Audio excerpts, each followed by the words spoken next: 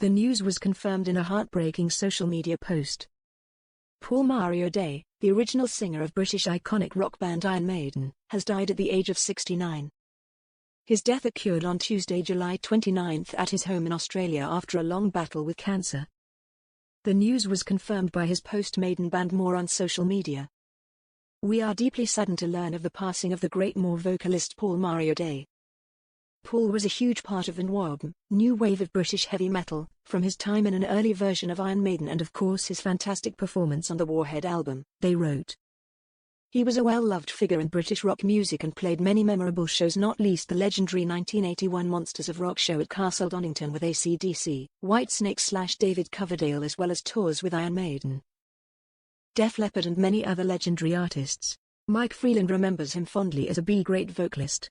"It's an honor for us to continue to play his music and we will always think of him every time we hit the opening notes to Warhead. We send our deepest condolences to Paul's family and friends and also the many fans around the world who love his music."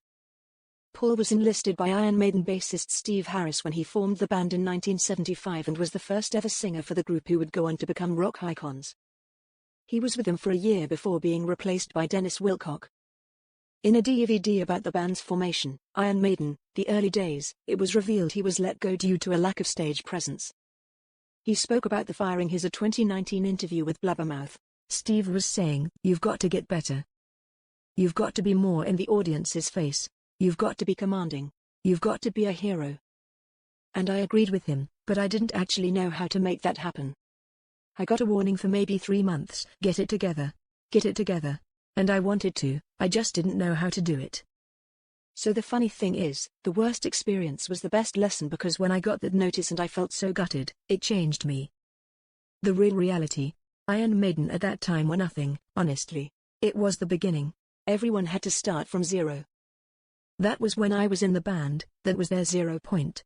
What Steve was doing was trying to make the band big. He knew what he wanted. What he wanted is what he got. He got one of the biggest bands on the planet.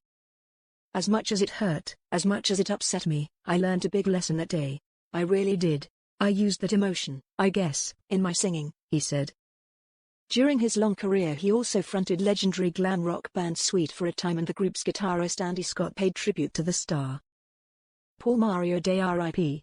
In 1985 Mick Tucker and myself put together the first new lineup of Sweet after the hiatus of the original band. We needed a singer and when Paul arrived for the audition we looked no further. Our first dates were in Australia, total sellouts which boded well for the future.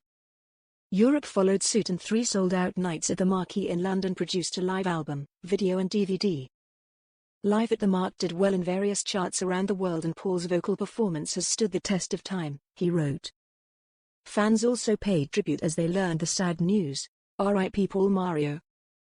His contribution was fundamental in those very early days. One penned another legend rest in peace, a second simply shared. A third chimed in, very sad news. Paul Mario Day was Iron Maiden's first vocalist when they formed in 1975.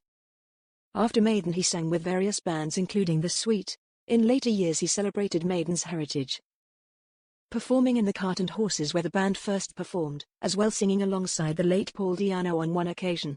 R.I.P. to an underrated heavy metal pioneer. Meanwhile a fourth added, may he rest in love, condolences to his family and friends. Thanks for sharing your talent with us.